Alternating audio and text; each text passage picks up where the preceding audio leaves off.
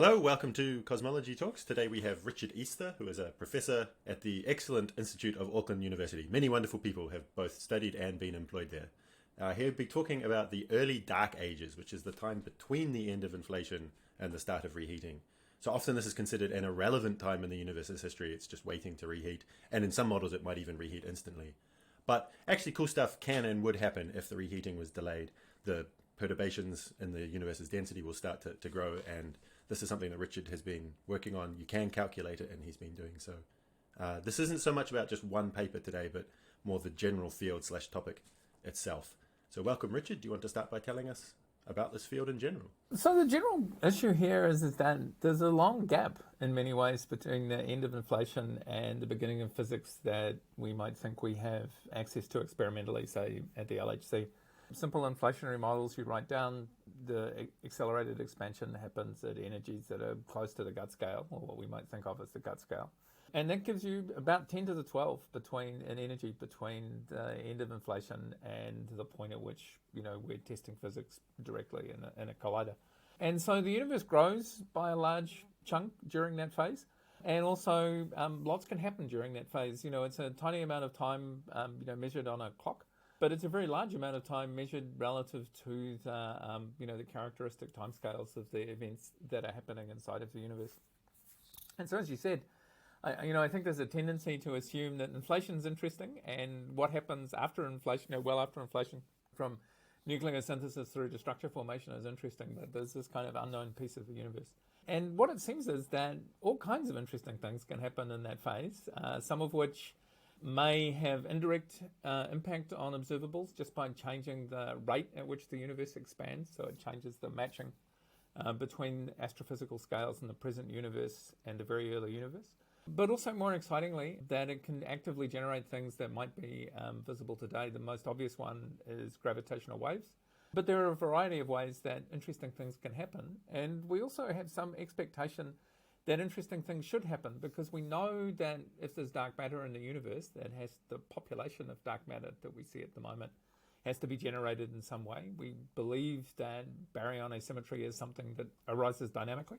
So again, that's got to occur somewhere. So there's a bunch of things that happen in the universe, in the early universe, that we don't understand, that it must be somehow happening after inflation, if inflation happens at all. Simply because if they happen before inflation, inflation wipes the slate clean and everything starts again.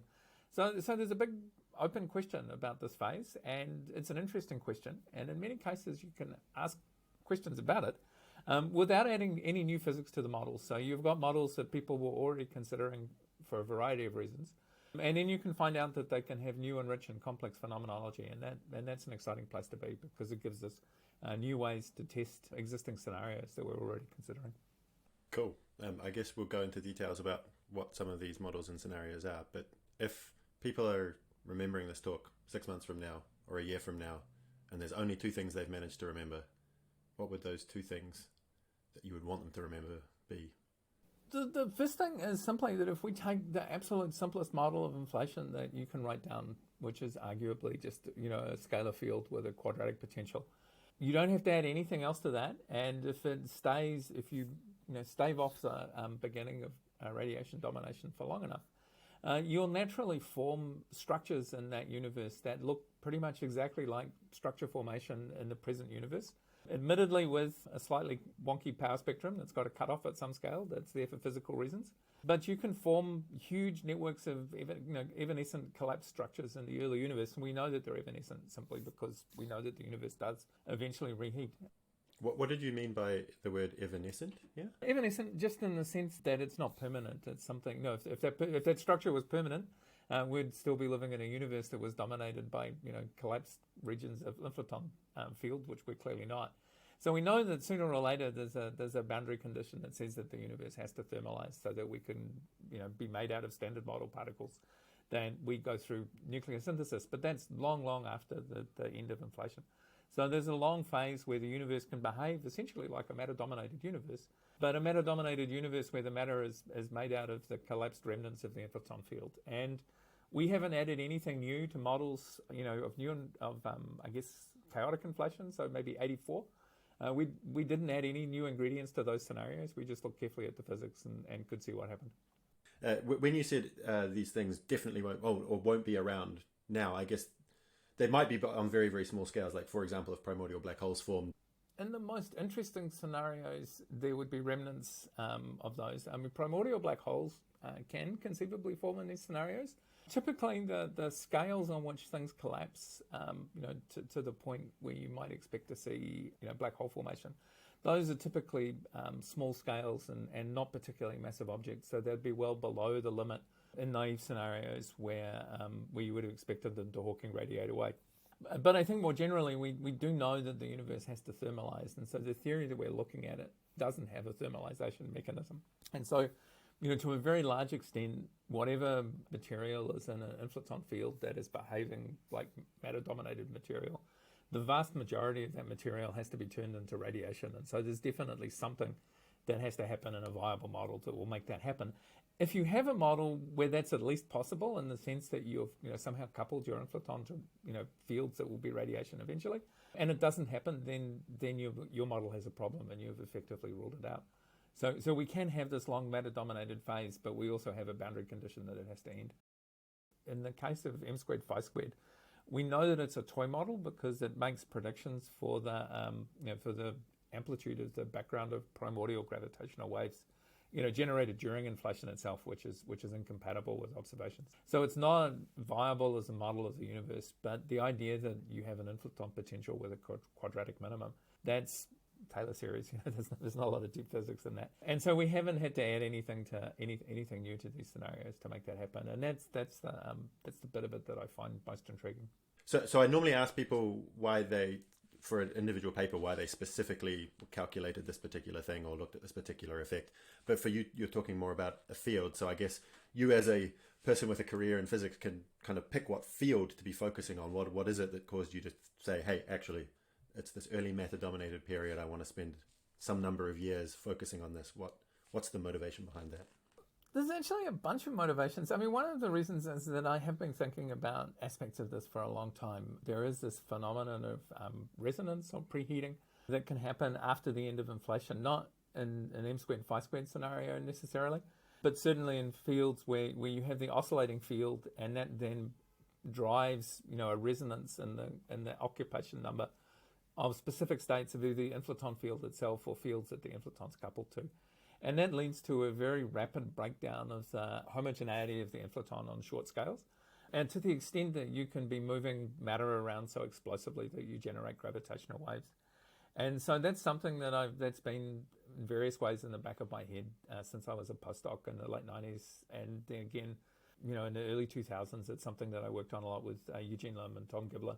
And so we were able to show that happens. But it's more generally been in the back of my head that after inflation, you have this oscillatory phase where the inflaton field just rocks backwards and forwards in the bottom of the potential. And you can pretty easily derive that this means that during this phase, on average, the universe is matter-dominated. And so it's not matter-dominated on a microscale, because when the inflaton potential is like right up at the top, it's going to have no kinetic energy. And so you'll be back in a universe where P is equal to minus rho, because all the energy is in the potential. And as it runs through the bottom, it's going to have an equation of state of 1 because the P is equal to rho because it's all kinetic energy. And it oscillates nicely backwards and forwards. And you can show that for a phi squared potential, that's a matter-dominated universe. For a phi fourth potential, it looks like a radiation-dominated universe. And so that's a super old result. And it's always bugged me that if you take a matter-dominated universe and you have perturbations in it, then you know that those perturbations will grow linearly as the scale factor grows. During in the linear regime. This is a result that we use, in the present unit or in the late phase of the universe. The tricky thing here, and this is something that I worked out with Raphael Flauger, who worked with me as a postdoc at Yale, and James Gilmore, who was a PhD student at the time. And I think was simultaneously worked out with was worked out simultaneously by Jerome Martin and collaborators. And what we showed is that if you're looking at a wavelength whose characteristic frequency of perturbation is longer than the oscillation time of the field, then it will grow like a overdensity in a matter-dominated universe. If it's small enough to resolve the oscillating field, then it won't. Then you'll have this damping effect that kicks in. And so it does, perturbations do grow like you would expect in a matter-dominated universe, with the proviso that the universe stops looking matter-dominated when you observe it on timescales that are smaller than its characteristic oscillation time of the inflaton field, which is essentially, the mass that's associated with this simple harmonic oscillator. And that had bugged me for a long time, and so we worked out what would happen in a linear regime. And then, we get collapse, and then it always the question was, well, what happens in a nonlinear regime? And I somewhat foolishly set this as a problem for my excellent PhD student, Nathan Masoki. And we were going to try and do this in full general relativity using the GR Trumbo code that in fact, Eugene Lim, who was involved with this, has created. And we realized, that was looking very much for primordial black holes. And we sort of realized after Nathan had done some quite heroic work that this was just biting off too much all at once. And so then we sat down and thought about it. And I remember thinking, I've got to find a better way to attack this problem. And the realization is that we were dealing with material that was, on the one hand, quantum mechanical, and it's a state of a field. And on the other hand, in a fairly weak gravitational regime, so essentially Newtonian gravity. And so the combination of things that ties those two things together is the Schrödinger-Poisson equation. The matter is a wave function, but it's non-relativistic. On the other hand, it has a potential, which is the Newtonian gravitational potential. And you know the story better than most, but by, one of these kind of crazy coincidences that happens in science, as a deliberate effort, we decided that it would be, interesting to look at ultralight dark matter, which is quantum matter that has a very long wavelength. So it's this, exhibit macroscopic quantum mechanical effects.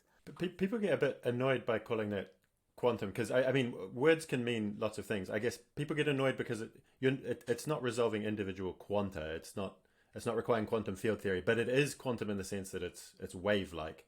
But just clarifying that, if anyone's getting grumpy that it's being called quantum, it means wave-like, not quanta.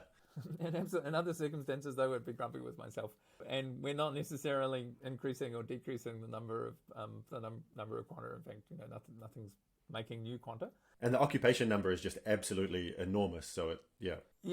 But we do have a wave function, and so you can, and as you say, you can get interference effects, for instance, that you wouldn't see. The other thing you get, of course, is that things become fuzzy on very small scales because you can't have sharp physical structures that are that need something smaller than the intrinsic wavelength of these particles to resolve them. So it tends to fuzz out the substructure of a dark matter halo on small scales. And so we were looking at these anyway. We had in fact, it was, I remember we were talking to a student about possible projects, and it was, you had a list of kind of 5 things. And I was saying, that one looks really cool. We should do that. And so it also meant that when we realized that what we wanted to use in the early universe was a Schrödinger-Poisson code, it meant that we'd actually had one that had already been developed inside of the group here at Auckland, which is PyUltralight, a Python-based code that solves the Schrödinger-Poisson equation. You can download it and use it on a desktop or on a laptop. Possibly even runs on an iPhone, actually, if you get creative enough. Yeah. The computing power would be there. The native software might require a little. If you can run Python on your iPhone, you can do this. Yeah, I'm sure that. Well, it actually makes a lot of calls, to low-level C libraries, as you know. So it's a pretty muscular form of Python. It has to be said. But we figured out how to do that, and so we realized that, of all the people in the world, we were a group of people that was interested in the early universe, and we were interested in the late universe, and we had the set of tools that we needed to do that, sort of almost unbeknownst to ourselves. And so then at that point, we sort of de-escalated from trying to find primordial black holes, and we actually went after put expansion into PyUltralight, which previously, up until then, had been focused more on the late universe, so blobs of dark matter and a static background. That turns out to be less painful than it might sound, and then we put together some reasonable looking cosmological initial conditions. We had to give it a head start because there wasn't didn't have any kind of mesh refinement built into PyUltralight. So we had to start in a kind of close to nonlinear regime. But once we'd done that, we very quickly saw that blobs of inflaton in the early universe would undergo collapse, and we could understand that both numerically and analytically. And that was enough, to be able to take these previously perturbative treatments and send them into a clearly non-perturbative, realm where gravitational collapse was happening. And that was the point where that paper stopped. But since then, we've had a bunch of work that's happened, and very much in collaboration with Jens Niemeyer's group at Göttingen. And Jens is someone, again, who's worked in both the early universe and the late universe. And so we can just lift wholesale techniques that have been developed to describe structure formation, and then use that to describe the way that a universe would behave if it was full of gravitationally collapsed inflaton matter. And we've had a string of papers come out on that subsequently, and it's a super fun project, and we're far from being done with it. Yeah, I guess if I was to say one thing that people should take away from this talk is there are lots and lots of people working on this fuzzy ultralight psi dark matter idea, and literally the work they're doing and the codes they have can be almost one for one ported to this early universe period, where you again have a scalar field with a light enough mass that it acts a little bit wave-like. I guess the one maybe small difference is that you kind of, because the inflaton was there, it's the mass of the inflaton that was causing inflation. Right at the beginning of the end of inflation, this mass is approximately equal to the Hubble, the mass that you would get from dimensional analysis of the Hubble scale. So right at the beginning, you do have a de Broglie wavelength that's very large, but very soon, because of the expansion of the universe, that shrinks, and then it becomes almost identical to a kind of ultralight fuzzy dark matter paradigm now. So if you're watching this and you've worked on ultralight dark matter and you're bored, you should ride this wave as well, and start looking at what you can say about this early universe matter-dominated period. I think even more so than that, actually, is that we know, initially you have to be a little bit careful, as you said, because all of the length scales are about the same.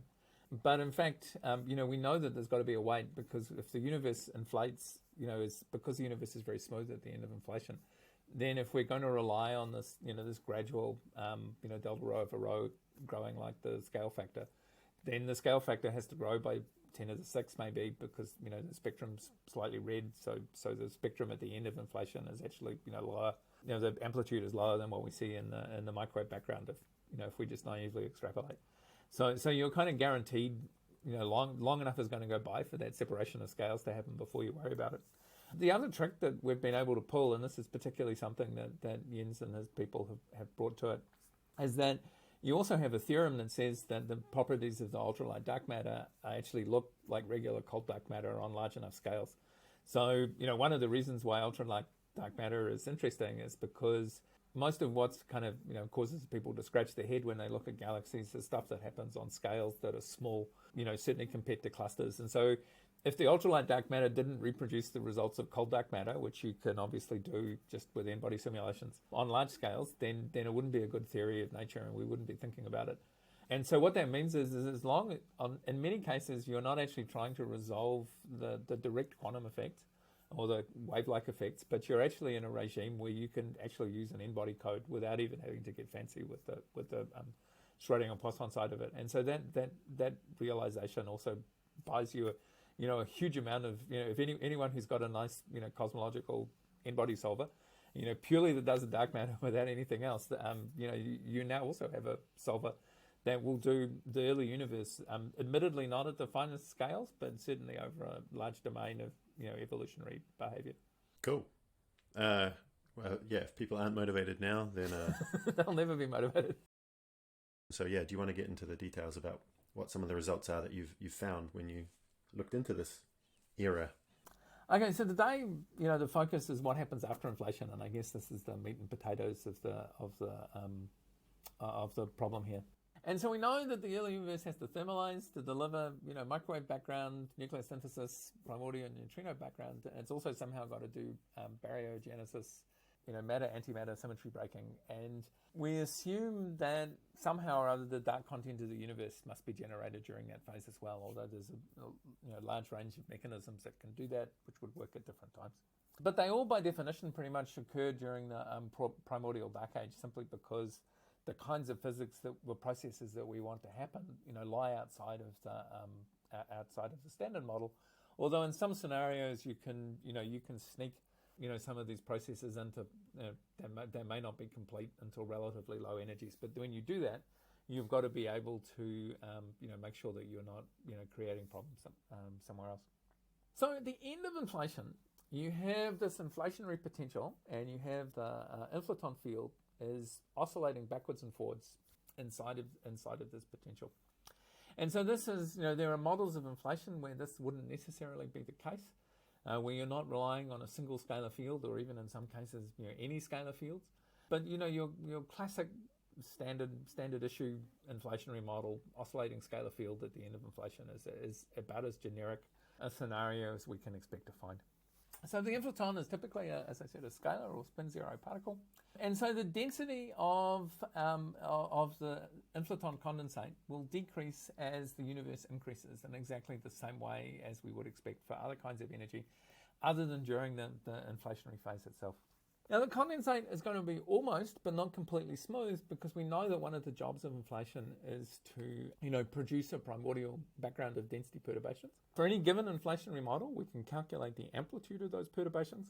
And in particular, we can calculate the amplitude of the perturbations as a function of their co-moving wave number, which is going to be determined, the properties of the universe as, a mode that has that co-moving wavelength left the horizon during the inflationary phase.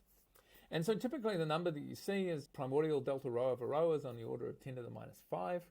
But we also know that the modes that are leaving the horizon just as inflation ends, we know that there's a little bit of wavelength dependence. The spectrum is measured to be slightly red. So right at the end of inflation, we're expecting to see inhomogeneities 10 to the minus 6, order of magnitude smaller.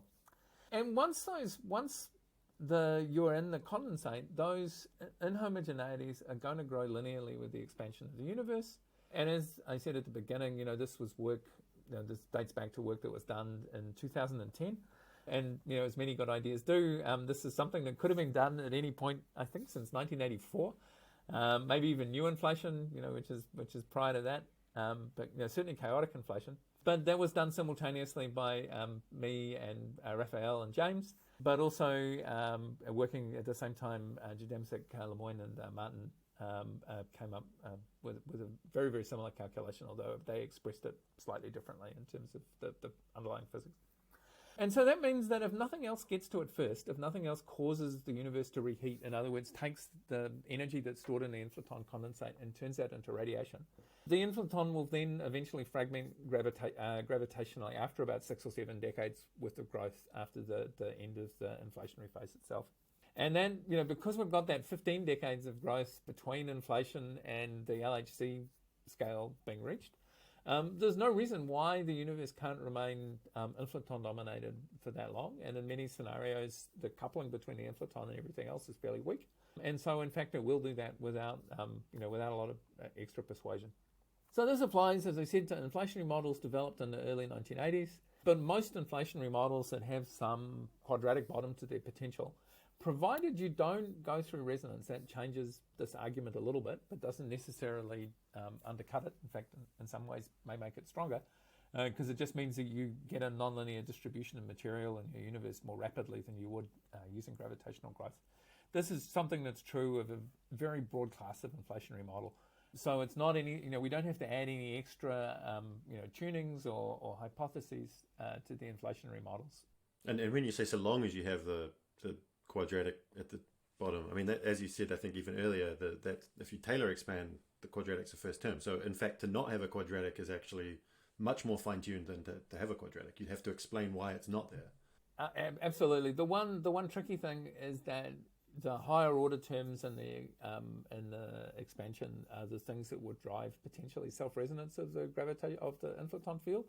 And so for this to survive this long, at least in the way that we developed it initially, we're looking at this, the class of models that doesn't fragment the inflaton through resonance. As I said at the beginning, this was our motivation was to figure out what was happening here. We realized that what we were talking about was something that was essentially describable by the Schrödinger-Poisson equation.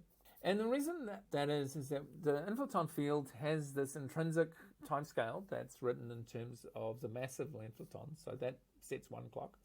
And then there's a second clock in the problem, which is the time that it takes perturbations to grow gravitationally. And as long as you're in that linear phase, we know that every time the universe doubles in size, in other words, that it passes through a Hubble time, we know that that's, you've got to pass through a number of Hubble times to get to the point where the, that 10 to the minus 6 has been turned into 1. That, typical inhomogeneity is grown by a factor of 10 to the 6. And so that means that by the time that happens, The Hubble time is much, much longer than the intrinsic oscillation time of the scalar field. And so that allows the going from the Klein-Gordon equation to the Schrodinger-Poisson equation is essentially a WKB approximation, and that we're writing down, we have a term that relates to the fastest time scale that we can essentially integrate out. We're saying that nothing else about the system is changing on a time frame that's rapid compared to the time frame of the scalar field. And so when you do that, you've got something that is going to behave more like something described by the Schrodinger equation, by a non-relativistic equation, as opposed to something that's necessarily described by the Klein-Gordon equation, which we know is the relativistic form of the scalar field wave equation. So we do that. We know that the matter is interacting gravitationally. And so then the question, we have like a local overdensity, and we want to see what happens as that overdensity grows as a result of its own self-gravity and then breaks free of the early universe. And so that was our first foray into this, and you know this better than you will in most cases, because there's one of the three authors of this paper is Sean Hontges. I guess the one thing I would add is everything you said was true, maybe at least 2 efolds, 3 efolds, 4 efolds after the end of inflation. Right at the end of inflation, this mass is similar to the Hubble scale, where therefore it is similar to the rate of growth. Thankfully, as I think you also said earlier when I first brought this up, everything's linear at that point. So in principle, you can involve things using fully relativistic linear perturbation theory. The same stuff you do during inflation, just carry it on after inflation for some number of efolds, and then you initialize the lighting the dark pi ultralight stuff.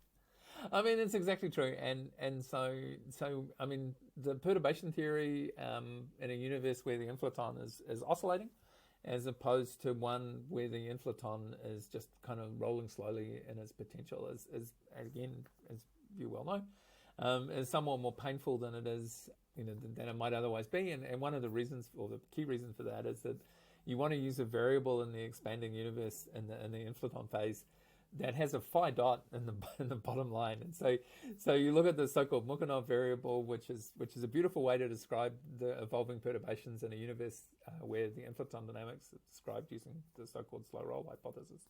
But that variable obviously becomes toxic in the moment where the inflaton field is reaching the top of its swing. Phi dot is equal to 0. It looks like it's blowing up. And you go through it in detail, and it's a gauge issue. It's obviously not a physical issue, but you have to make an appropriate matching to a set of variables that are well controlled. And when you do that, you can run the perturbation theory. In the early universe, you can run that through to the point where you stop believing perturbation theory, not because 2 scales are the same, but simply because the perturbations have become large enough that they'll start to break free of the expansion. In the same way that an emerging halo would in the universe after recombination. And so that's a breakdown of that an intrinsic breakdown of perturbation theory, not just that you suddenly find you're using a bad variable. And I guess one is lucky that the perturbations start off at 10 to the minus 6, that you've got lots of time for these 2 scales to differentiate themselves. Because of course the intrinsic mass of the inflaton doesn't change with the expansion of the universe. It's just the mass. Whereas the equivalent Hubble mass is gradually changing. And the 10 to the minus 6 makes it possible that you can actually use all your tools, and you never have to turn to G.R.Chombo, that you can use linear relativistic perturbation theory. And then there's a large period of time where the Schrodinger-Poisson is also valid, and the linear perturbation theory hasn't broken down yet. So you can initialize at that time and then move forward with Schrodinger-Poisson, where everything goes non-linear, and linear relativistic perturbation theory wouldn't be valid, as you were saying, because non-linearities are happening. But the hierarchy of the 2 masses has deviated enough that you don't need anything relativistic, and you can just go forward with, because this is just purely Newtonian. I think I hadn't thought about that, but I guess in some sense we get that for free from inflation. In some sense, I mean, at least in an inflationary scenario that ends, that doesn't have. I mean, there are scenarios where for whatever reason you get a very sharp spike in the spectrum at small scales. And so then, those are the models that would produce, primordial black holes, just because there are, perturbations on the order of, 10 to the minus 2, or, so lucky, a lucky or an unlucky horizon will find itself converted into a black hole in those scenarios. But if you just take naive models of inflation, because we know that the universe is smooth on large scales, if inflation didn't produce a spectrum that was likely to be well treated inside of perturbation theory, it would be incompatible with what we see in the sky, at least for these simple scenarios. So what we did, or what we've done to do this, is that the fundamental description, as I think I've said a couple of times, is a Klein-Gordon field coupled to Einstein gravity. But the local gravitational effects are well defined in a Newtonian limit. And so what we have, which differentiates us from a very simple treatment of a dark matter halo, at least if we're not concerned with the formation of the halo in the first place, which clearly does know that it's happening in an expanding universe. We've got quantum or wavy matter in an expanding box, but there is also quantum mechanics, I guess, in the density of the material is proportional to the square of the wave function. And so, the wave function is not normalized to 1, it's normalized to something like, 10 to the 80. In the late universe, you know that you've got a huge number of quanta in the system. So the total density of the wave function, that's just, the amplitude squared of the wave function just corresponds to the local density of matter. And so we put that into the Poisson equation. And so we get the Poisson equation we solve as we always do for to get the local Newtonian potential.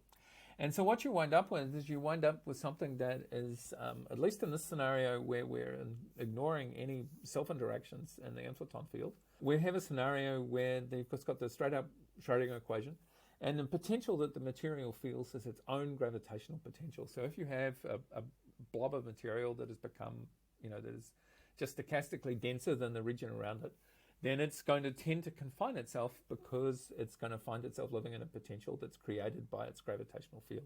And so this is the nature of the self-gravitating quantum matter, and it works equally well for the very early universe, provided we have the separation of scales, and that's really the ratio of the time it takes for the universe to double in size relative to the oscillation time of the Klein-Gordon field. That's really the control parameter for this approximation. And so, if that starts to break, when those two numbers are too close to each other, then this wouldn't be believable. But there's plenty of separation between those two numbers. I guess this capital V is exactly the same as capital phi. So that inside the Schrodinger equation, you've got the potential, and then in the Poisson equation, it's a capital phi. So yeah, absolutely right. No, exactly. So the V that you're seeing there is the Schrodinger equation that you met, as a freshman or a sophomore, and that would normally be a square well, or it would be simple harmonic oscillator, or whatever it was that you were using to confine the wave function. But what this does is that it means that in this scenario the wave function is confined not by you as the godlike theorist deciding what kind of potential it needs. It's defined by the fact that it feels its own gravitational field, and so that's in fact the only potential that it knows about in this scenario. And you can certainly you could come up with other external effects that would add to that term, and also things that would be nonlinear in the field that would give you the Gross-Podolsky equation. So the Schrodinger-Poisson equation is the simplest form of the Gross-Podolsky equation, and the Gross-Podolsky equation would be a scenario where you had non-trivial interactions between the field and itself. And so that would be if you had like a phi-4 term in the Lagrangian, then that actually shows up as a psi cubed term in the Gross-Podolsky equation. And so what we've done, as I think I said previously, is this is effectively a WKB approximation to the Klein-Gordon equation, and we've integrated out the fastest, or what is otherwise the fastest timescale in the problem. And so the cool thing about this from a numerical point of view is it means that if the gap between the gravitational time and the sloshing time of the field, that's going to be 10 to the 3 or 10 to the 4. So as well as not having to solve the Einstein equations, which are intrinsically more complicated than the Schrodinger-Poisson equation, so there's a huge gain to be made there. It also means that we can take a time step that is far larger because we're running on a slower clock.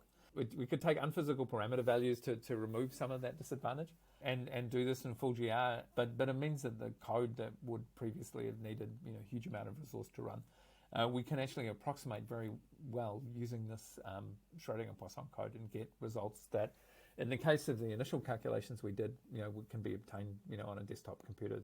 So we've integrated out the fastest timescale, and so we're initially looking at times around 10 to the minus 30 seconds after the Big Bang, and I haven't worked this out with kind of huge precision. But that's energies, as I said previously, 10 to the 12 times higher than those at the LHC, and therefore densities 10 to the 48 times beyond those at the LHC. And that'll take us through to about 10 to the minus 12, 10 to the minus 12 seconds, that should say, after the Big Bang. And so the sloshing time is constant, but the expansion rate decreases. So what that would make is that means that the full simulations, as we were saying before, those are just numerically prohibitive. What we did is that we cheated a little bit because we couldn't expand the resolution of the grid as the universe expanded. We had a code that ran on a fixed lattice, and that's something that in subsequent developments we've moved away from. And that was a solver that we developed in collaboration with master student Fabe Edwards and Emily Kendall, who just finished a PhD here and is now working here as a postdoc. And so we were motivated to do that by ultralight dark matter. And as I said, it's not hard to add the expansion to this scenario. We put in some sensible initial conditions that assumed that some reasonable amount of expansion had already taken place. So we weren't looking at a power spectrum right at the end of inflation, but we were looking at one that had grown almost to the point of nonlinearity. And then we ran the code to the point where it broke. And the code breaks in this case because you have to be able to resolve both the changing amplitude but also the changing phase of the complex field. And the phase of the complex field is actually related to the velocity of the material. And so as you fall in, as something collapses, its velocity grows, and the rate at which the phase is changing in a small region grows rapidly. And eventually you get to the point where the phase change from one point to the next is actually going, essentially going backwards. And so you have a scenario that looks like the spokes of a wheel of a car taking off, or a wagon wheel in an old school Western movie where it looks like they're running backwards briefly. And so we fairly conservatively, we said, let's as soon as we start seeing this effect kicks in, we're going to turn the code off. In practice, when the code breaks like that, unlike it would do in a code where we're solving the wave equation, these numerical instabilities tend to be fairly localized, so it doesn't poison the rest of the simulation. But it seemed like once we'd seen localized gravitational collapse happening, that seemed like a good place to stop. And so when we did that, the description we had of that was fairly short. We sent it, as you do, to PRL, and not only that, we made a picture of what was going on. And they liked the picture so much they put it on the cover. But it was a chance for us to say that this is a problem that's been around for a long time. But this is a numerical methodology that gives us new insight into potentially what's happening in this phase of kind of nonlinear gravitational dynamics, and what's essentially a matter-dominated universe, but one that's existing, in the first 10 to the minus 20th of a second after the Big Bang, rather than the collapse of dark matter and then the baryons falling into those overdensities that have been created, which is what we associate with structure formation in the universe as we see it today. Hardcore fans of the channel might recognize that image. I mean, not that precise image. Let's be careful about copyright, but the same code generating that type of image with a different random seed is what I made as the YouTube banner for this channel. Yeah, the image is and so what it does is it shows something that looks like the onset of you can see the kind of beginnings of a cosmic web. And this simulation didn't run for very long, so we're not seeing full-on collapse. If I remember correctly, the maximum density in this is of the order of a few hundred. So it's very, very non-linear, but it's not like a halo in a N-body simulation. No, it's not. In fact, here's the slide that shows that. And so what we saw is that the average perturbation only really starts to kick up over what we would expect at the end of the simulation. The highest peak is like 100 times larger than you would expect. But the average over density is also just starting to turn up towards the end of the simulation. But that's where we got to with that calculation, and then there's the question of what happens next. So this condensate, as I said, obeys the same equations as dark matter in the present epoch, provided that you're at scales above the kind of characteristic scale of the scenario. So it looks like large-scale structure and galaxy formation, but one you're doing at 10 to the minus 22 seconds, and one for the last 13 billion years. And so, as I said, it's just pure happy coincidence that we were doing both of these things at the same time. And in general, I think the physics of the self-gravitating quantum matter or wave-like matter, if we want to be punctilious about it, it's fascinating stuff. And you can show up in sort of heavier axions than the ones that contribute to dark matter. And so-called boson stars can show up in the early universe. And so there are lots of scenarios in which this physics is important. And the difference between them is usually the initial conditions and the numerical values of the parameters, and not the differential equations themselves. So it's certainly something that the same amount of insight can be used in multiple ways. So where that takes us is that we have something that looks like a cosmic web. And this is the early phase, I think, of or this is what you can start to see in the paper with yourself and Nathan. You can start, if you plot a slice through that, you can start to see something that, if you look at it very carefully, looks just a little bit like a cosmic web. And this is this, scenario that we took with the nonlinear phase. And as you said, the white regions correspond to a density contrast of 100. So where did we go subsequently with this, I guess, is the next thing to talk about. As you said, this is going to be a sequence of papers rather than just digging into one paper. So we know that the structures that we produce have to melt. They're evanescent. If they weren't, they'd still be here, and we'd all be made out of inflaton, and that's not how we're made. So that can't be true. But we can ask, what is how does the existence of these collapsed structures affect thermalization? So somehow you've got to take energy out of the inflaton field and inject that into some other species in the universe. And so what that immediately tells you is that quite a lot of your inflaton field is going to be in regions that are super overdense relative to the universe, to the average value of the universe as a whole. And so early treatments of the reheating of the universe, kind of assume that you're making particles off the sloshing condensate. But whatever, if this process has happened, then the reheating process is going to be necessarily more complicated. As I said, the basic models are 40 years old, but this is an era that's never been explored in detail. So that there are certainly papers written in 1984, 1985 that, that have essentially the model that we're considering here. And we haven't added any new physics to the scenario to make these, to make this new phenomenology happen. And I think there's a general sense, at least that I have, that a lot of times we write down a model to, maybe address a particular problem or to explore some, potential mechanism that would do something interesting, between particle physics and early universe cosmology.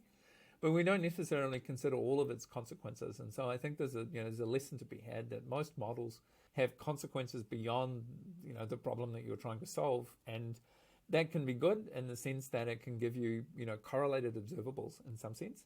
And it can also be bad in that some of those consequences might be things, if you overproduce primordial black holes, for instance, that's, immediately going to tell you that this is a model that can't actually function, unmodified as a description of the universe. So maybe just to cover where we've been since. At large, one of the tricks about this is that at very large scales, you can use standard galaxy evolution codes, because as long as you're not resolving the quantum, the wavy dynamics itself, you've got this correspondence between cold dark matter and the quantum matter that you put into the universe. And so you can literally use an N-body code with the appropriate adjustments to the parameters to simulate what's happening in this collapsing condensate. And so one of the things that we predicted would happen was that eventually it would collapse to the point, that you would produce collapsed over densities of this quantum matter that would resemble the solitonic states that you see in the center of ultralight dark matter halos and simulations. So there what you have is something, normally a halo of regular dark matter, then all of the particles need to have some velocity, some tangential velocity, because otherwise everything just falls towards the center and you'd see gravitational collapse. In the case of a very center of an ultralight dark matter halo, you don't need to have any velocity at all, although typically that in a realistic halo there will be some, there is some kinetic energy. But just purely the fact that you can't compress this fluid beyond a certain point, given its mass, is going to mean that you have these stable structures that are supported by what people sometimes call quantum pressure. So those same structures can form in the early universe. And so sometimes, they're called axion stars or bow stars, and if they're forming in the present day. And, we'd labeled these things inflaton stars because they're essentially, these point-like massive collapsed objects that are composed of inflaton matter. The thing here is actually kind of counterintuitive, right? Because you said that in the like a WIMP type dark matter, it's held apart by kinetic energy by velocity. Here, the radius of this soliton is actually also defined by the velocity because it's defined by kind of the de Broglie wavelength. But actually, the faster it's moving, the smaller the de Broglie wavelength. So if you can get it to move faster, the soliton that will form will be smaller. And more massive, I guess. I mean, the mass, like there's this weird inverse relationship that's important to the present day cosmology of these things, that a relatively small halo will have a relatively small central soliton, but because the self gravity is lower, then the soliton is actually bigger. I mean, its spatial size is bigger and puffier than the kind of soliton you would expect in the these ultralight or fuzzy dark matter models at the center of a Milky Way or an M87. So the same thing is true of the inflaton stars, and eventually actually you get to a point where the inflaton star, if it's massive enough, will be radius gets smaller and smaller, its density gets larger and larger as you just turn up the mass on the solution that describes these things. So eventually, the most massive ones at all will, in fact, vanish inside of their Schwarzschild radius. And so, actually simulating that dynamical process, I think, is an open question. But in principle, that provides you with a black hole formation mechanism. But these things will not simply collapse. Both languages are true, I guess, and that they're kind of dual descriptions of what's going on. But you can't simply, take a non-rotating cloud of axionic dark matter or of inflaton matter and expect that it will collapse under its own self-gravity to a point. Whereas at least in terms of the nominal, if you chose some perverse initial conditions, you would do that with a cloud of non-interacting point particles. That all arrive at the center of the distribution. So what we did is actually we've done a couple of things. We've taken a standard cold dark matter code and looked at evolution, and that code absolutely had adaptive mesh refinement built into it, so that we were able to follow this, far into the nonlinear regime with density contrasts of the order of a million or more. And we actually saw, and I think the numbers are right. I mean, there's maybe a little bit of a fudge factor in here in terms of the length in particular, but we saw 20 kg overdensity, like overdense regions made out of inflaton matter that were about 10 to the minus 20 meters across, but weighed about as much as, I think we called it a Labrador at one point, but I actually think a Labrador is maybe a little bit bigger than that. So maybe more like a large somewhere between a large spaniel and a Labrador, or a 4-year-old daughter. Actually, it's about the same weight as a 4-year-old daughter, or in fact a 4-year-old daughter. Is about the size of this thing, but fitting into a region that's 10 to the minus 5 times smaller than the radius of a proton. Right. My 4-year-old daughter is a little bit bigger than 10 to the minus 20 meters. I'm sure she is. So these are some of the smallest collapsed objects that I think anybody, we've run these some of these simulations took, not a small time to run. And so, the time scale between the time it's taken the simulation to work on a computer and the time it's taken to the size of the computer relative to the thing we're modeling is pretty extreme. But we were able to match semi-analytic predictions. In particular, working with Jens, we're able to take ideas from structure formation, including the Prešekta mechanism, to come up with a semi-analytic account for what we would expect to happen. We have to be a little bit careful here because we've got a cutoff in the power spectrum that relates to the fact that there's this kind of the modes that are well inside of the horizon are resolving at the end of inflation, are resolving the sloshing field, and those. So there's kind of a natural cutoff in the power spectrum, which differs from the case that you would expect just with kind of regular cold dark matter and structure formation. From the point of view of dark matter structure formation, it actually looks a little bit like warm dark matter, where you have some cutoff in the power spectrum that with some cutoff scale where the power spectrum kind of falls away quite quickly. And so we were able to adapt descriptions of that to what we see in the early universe and then test those against what we see in the simulations. One of the interesting things about the simulations, or this phase, is that the matter-dominated phase, the universe can grow a factor of 10 to the 10, 10 to the 9 bigger during this matter-dominated phase before you absolutely have to turn it off. So that means that this is a matter-dominated phase that lasts much, much longer than the one that produced the galaxies.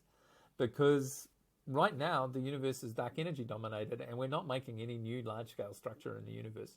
The galaxy clustering and galaxy growth, galaxy cluster growth is a diagnostic for the behavior of dark energy.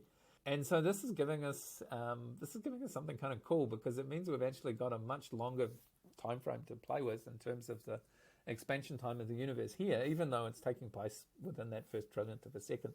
So at that point, once we've got a dark matter-dominated phase that's, the universe has grown 1,000,000 times bigger, that's entirely consistent with everything we know about the early universe, but is also able to give us a much more extreme limit of structure formation than we would see if we were working in the present universe.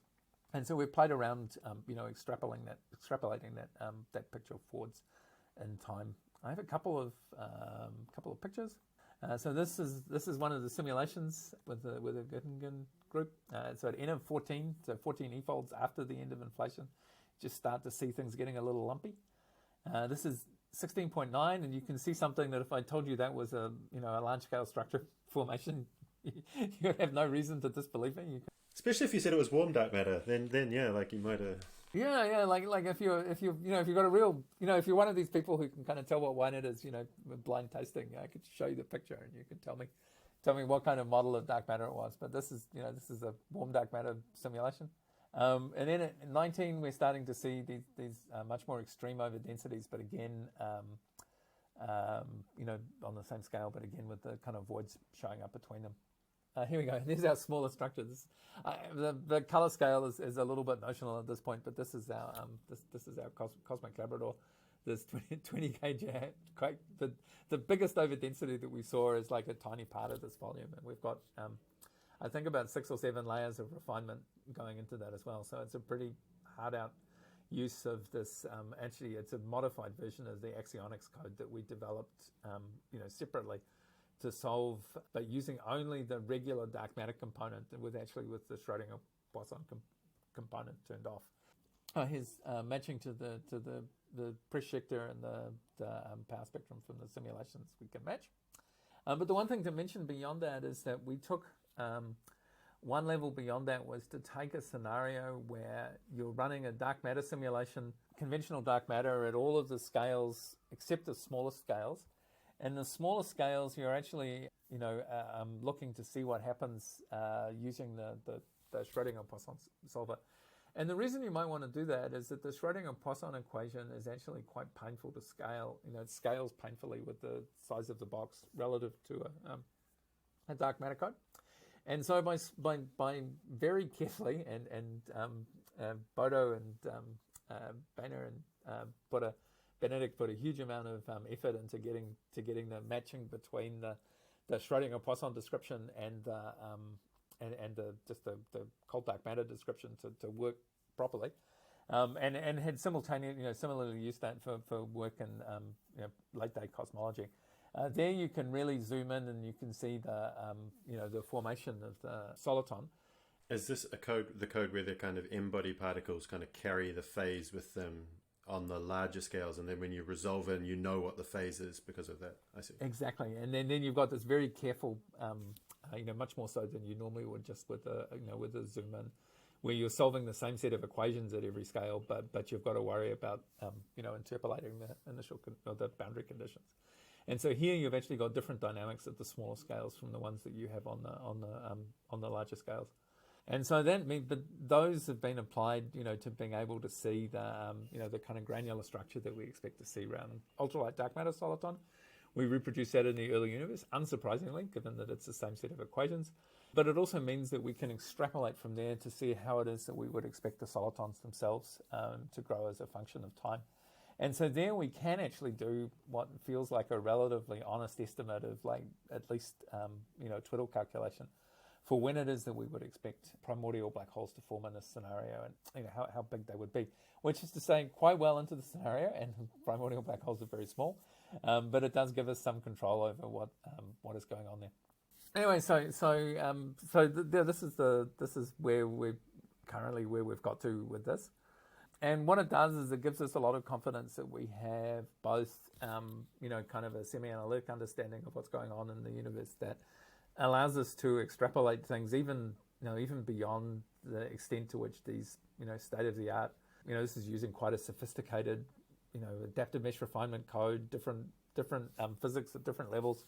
There's lots going on in the numerics here. But even that is like, many orders of magnitude short of being able to follow the dynamics, through to the, the point where we'd be worried if we hadn't thermalized the universe, if that makes sense. So that's kind of where we're at, and we've got various things that we're pushing to do beyond that. But ultimately, our goal here, I guess, is to build up a picture of the universe that is really a kind of complete account of what happens, in the universe from the end of inflation through to the point where thermalization occurs by some, specified mechanism. And so to give, a complete account of the evolving universe, and that's kind of a fun place to be. And up until now, there'd always been this big gap, and at least for some scenarios, we think we're in the process of being able to fill it in. Yeah, I mean, this is something I hadn't actually appreciated until talking to you just now, that the early method-dominated phase could in principle have gone on a lot longer than our method-dominated phase. So this hierarchical growth of scales, building on scales, will have many, many more Russian dolls than our own universe. So that's interesting stuff that we've done, that you've got up to so far. What would we be looking at next? Where are you taking this, and how should the community change? What should the community be doing based on your own results? I think one thing is, just a realization that, and there's a piece of the community that's been doing this for a long time, particularly around scenarios where there's parametric resonance. There are, literally thousands of papers written about parametric resonance. But we know, for instance, models that undergo parametric resonance produces gravitational waves in the same way that we produce gravitational waves at a phase transition. In the electron-wave phase transition, for instance, can produce a gravitational wave background. There are issues, the thermal history of the universe changes the detailed matching between the piece of the inflationary potential that produces the perturbations we see and the rest of the potential. So there's, if I give you an inflationary potential, then currently we're almost sensitive to the reheating history. And 10 years from now, we're absolutely going to be sensitive to the reheating history, if that makes sense. So that's becoming increasingly important, like you're actually testing not the inflationary model itself, but the inflationary model plus some assumption about the post-inflationary thermalization history. It's a matching thing. You need to know exactly where we were on the potential, because you need to know how much time came. Exactly. This is something that I've always thought should be the next natural step of this work, because any reheating model that depends on not decay but annihilation must be dependent on the density squared, right? Because if you've just got decay, I don't think it's going to change, because the average density is still the average density, because you're not creating or removing particles by this gravitational collapse. But if you've got reheating by a two-body process, by annihilation or something, then this would change it dramatically, because you're getting these very high density areas, and rho squared there will be much higher. So the average value of rho squared in your whole box will be much, much larger. And so any model that said this is how long it took to reheat with a rho squared annihilation model will be different. No, exactly, and this is something that's definitely on our list of things to do. The flip side, of course, is it also means there are regions where most of the universe is very underdense, and so that would mean that those regions would actually reheat less efficiently. And so there's at least a possibility. I don't know. I mean, this is not. I mean, this is not something that I've worked on, and other people have. So to check our papers and make sure that we've got the right names here. But if you don't completely get rid of the inflaton matter at the end of the thermalization process, what you've got is a bunch of quanta that have masses, at least naively, of like 10 to the 12, 10 to the 13 GeV.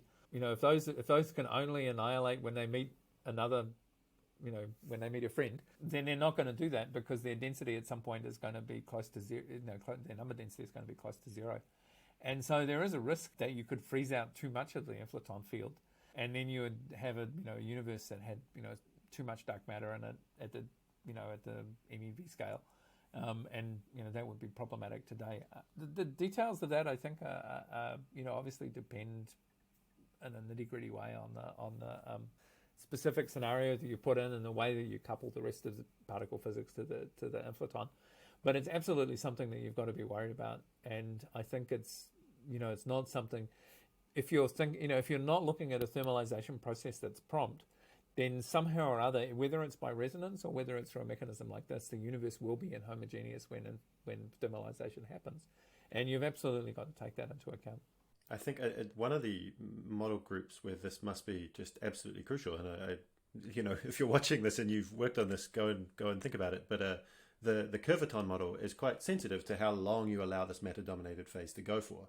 And if you had the universe reheating via annihilation and you wanted it to last 20 efolds, this might say, oh, actually, sorry, it only lasted 10 efolds. And then okay, maybe this was back in the day when people wanted curvaton models that would give you a large FNL, and now no one cares about large FNL. In fact, the last thing you want is a model that gives you large FNL. Those models are all wrong now. Yeah, well, it might be that they're not wrong now because they actually reheated faster and something or other, I don't know. But this does seem like something where the precise time of reheating was very important rather than just, a mild tweaking to the predicted value of NS. I mean, the other thing it changes, and I mean, the thing that I don't know if it's a neglected thing, but it's certainly something that I'm excited about, is that it seems like there's a bunch of mechanisms that all relate to physics that are beyond the standard model that would produce a high-frequency gravitational wave background. And so, that can be anything from, kinks moving, on cosmic strings and, sort of get a kind of whip crack effect that produces these kind of localized bursts of gravitational waves. Or it can be processes in the very early universe that can generate gravitational waves, up to gigahertz scales. And so, we're focused on what happens at the end of reheating, in terms of the parametric resonance. There's been hundreds of papers written on how that would produce a gravitational wave background.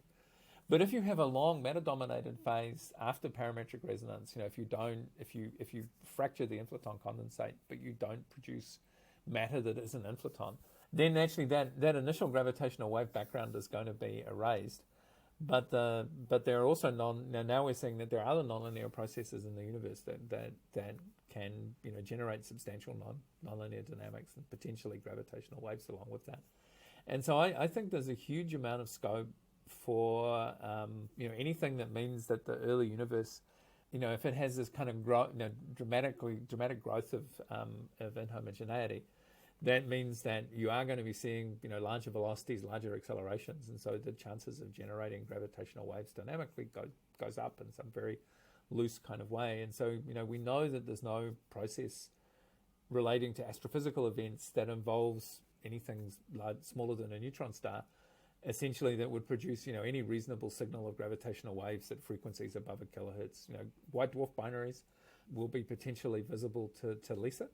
But those, you can't arrange. There's no way that two things the size of the Earth can orbit each other, 1,000 times a second. There you run into problems just with causality rather than with, just because they're a certain physical size. And so anything that produces gravitational waves at above, significantly above kilohertz levels, which might be the tail end of the neutron star merger signal, is going to be new physics. But there's not a lot, the experimental effort to develop detectors that are sufficiently, broad in their ability to see new things. That's, there's an interesting conversation to be had there, because that, looking for gravitational waves, particularly stochastic backgrounds, in their region amounts to a blind search for new physics, anywhere between the TeV scale and the Planck scale. And anything that you turned up would be telling you there was something going on in the universe that's outside of our current, cosmological understanding.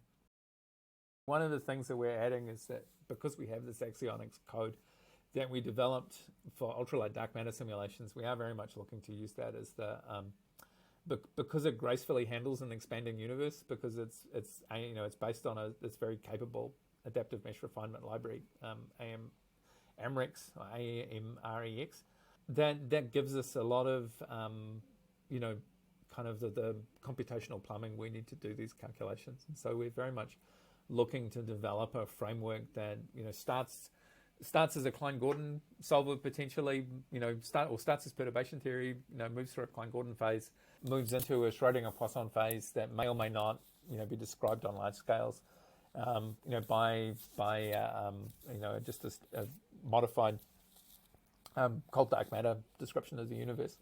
And so there's multiple layers of physics that can happen, or multiple descriptions of the universe, all of which are describing the same fundamental degrees of freedom, but whose kind of apparent physics differs dramatically depending on the length scale and the particular time in the early universe that you're looking at them.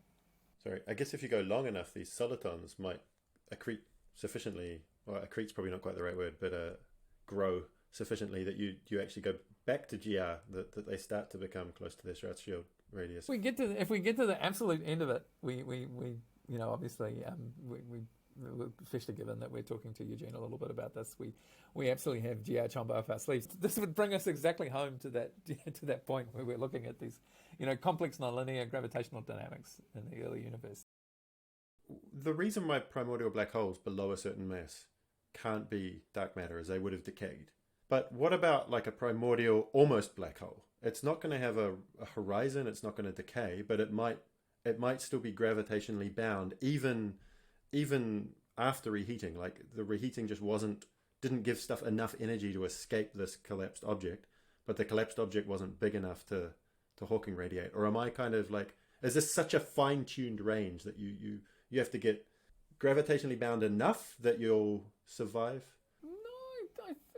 I mean, your machos or your, mini halos or all of these things are, if you had boson stars of a certain mass and size.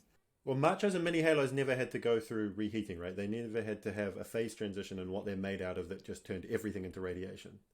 This is what I'm wondering about. Like, can a gravitational object form before reheating that survives reheating somehow? I think the key thing here is that you wouldn't want to have very many of them because, if you say, well, okay, I'm going to be creating the dark matter fraction of the universe at a time when the universe has, I don't know, a temperature of 10 to the 6 GeV, say, so, you're well out of the way of anything that we can see at the LHC. Then that means that the universe has had to, so 10 to the 6 GeV, that's 10 to the 15 EV. And so the universe has to undergo a huge amount of growth between the point where you would have created those objects and the point at which the universe becomes, matter dominated. Which means they must be, so astronomically, to use that word, subdominant at that point. So it's conceivable that you could do that, but you would have to have some reason why the process of getting rid of these objects at some point became inefficient, but only with just a tiny amount of them left in the universe. And so I guess it's kind of the opposite of the freeze out problem. And then there you've got a universe that has a reasonable amount of stuff in it, but for whatever reason, things forget to interact with each other, and so you don't quite wash them away. Whereas in these cases, you've got these very large, maybe it's kind of the same as freeze out in some sense, and then you've got some process that, that's kind of removing, a certain particle species from the universe, and eventually it stops working. The fraction of stuff that you want in the early universe that is your kind of dark matter analog is going to be absolutely tiny. And so it's not like you can, have 10% of the inflaton left over and the rest of it is radiation. And so, I mean, that's conceivable, I guess, if it's if the rate at which you're removing inflaton from the universe is in some way proportional to its density, then maybe there's some reason why the kind of, it's actually the largest regions that survive because they're gravitationally bound, whereas other things are sort of, decaying in some sense. And so you wind up with free quanta. If one does worry about fine-tuning issues, which I do, you then have the just insane fine-tuning issue of why on earth this thing that happened post-inflation, pre-reheating, created a dark matter density that happened to be very close to the baryonic density much, much, much later on. It's just like, why? And much smaller than the present than the radiation density that applied at that time. And so, no, I mean, you do have to be suspicious about anything that calls for a visit from the tooth theory. And the fact that the dark matter density and the baryon density are not, those are similar numbers. I mean, that feels like that the universe is trying to tell us something. The most popular talk on the channel this year so far has been the detection or strong evidence for parity violation in the large-scale structure. So the ultralight dark matter is often, when one writes down the fundamental model behind it, it's an axion. So it's actually a pseudo-scalar field, not a scalar field. But one is ignoring any parity violating interactions it might have, because it doesn't have it with gravity. But in this early universe, in the reheating phase, if you do have a pseudoscalar sitting around there, is there any scope that somehow it's going to interact in a handed way such that many millions of or billions of years later, when one observes the large-scale structure, it has a slight preference of a handedness? Could it be a pseudoscalar? I think part of it is like like if you were generating like some domain-like structure, it would be on such tiny scales. So there's always a problem about how would you magnify things. Like any large-scale object in the universe contains billions of post-inflationary horizon volumes. And so there's probably, the other thing is that I guess, the Klein-Gordon field doesn't have, it's not a pseudoscalar, it's a scalar. And so is it that you've left, like if you're taking a pseudoscalar because it's, like originally an axion, and you're using this description of the matter, and then you've kind of thrown that away when you wrote this down. But in the case of the Klein-Gordon, are you taking a pseudo? It's part of what you've lost, I guess, when you boil down to the Schrödinger-Poisson formulation. But it doesn't seem like, it seems like that the formulation that you started with would differ in that way, and that one is a pseudoscalar and one's a scalar.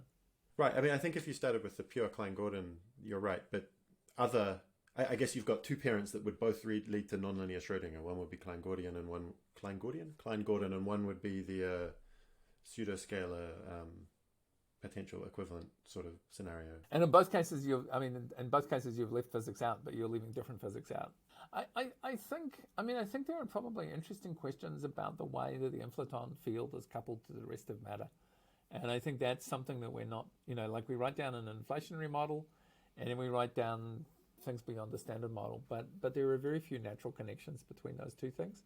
I'm not sure that I can think of any models that really, have a kind of reasonably motivated, or at least not too contrived, looking inflationary scenario, and then a kind of reheating mechanism that isn't somehow just a second hypothesis. And that's not true, because there's an infinite number of models out there. Yeah, there's some that were sort of based on supersymmetric standard model ones. They're not correct because the LHC ruled them out, but yeah, but the branch that they've been sitting on has been sawn off for other reasons. So I think in that sense, I think the challenge, one of the things that might tell you that you were on the right track with a hypothesis was something where you got both of those things for the price of only one hypothesis. Unless the thermalization, for whatever reason, is very prompt and very efficient, and it certainly can be, then you are going to have this phase in which the inflaton, if the inflaton condensate sticks around for long enough, it is going to become nonlinear on you. And that's trying to tell you something. What exactly it wants to tell you, that part of it's not clear. We've taken a hard problem and transformed it into a different hard problem. But I think there is insight to be gained from this thinking, and just particularly the fact that we're seeing phenomena in a model that without any extra kind of cost of kind of conceptual complexity. These are things that are implicit in the scenarios that people write down, and so that's definitely telling us something about the way that the kind of universe that we're wanting to reheat out of, and that at the very least is telling you something you need to know. Cool. Well, thanks everyone for watching. If you like this, do please subscribe and click the bell if you want to be notified. Click like to help with YouTube algorithms. It'll help the channel and help you, because YouTube will know what to recommend to you, and share the channel with colleagues. If you have any questions or suggestions, leave a comment. In the meantime, maybe you could also check out we had a talk on axionics last year or the year before, which was a code that Richard mentioned a few times. So Bodo and Matea Gosenza gave that talk. And other than that, thanks Richard for the great talk. No, it's an absolute pleasure. And congrats on the work that you've been doing here. It's a huge service to the community, and it's a new way to get information out.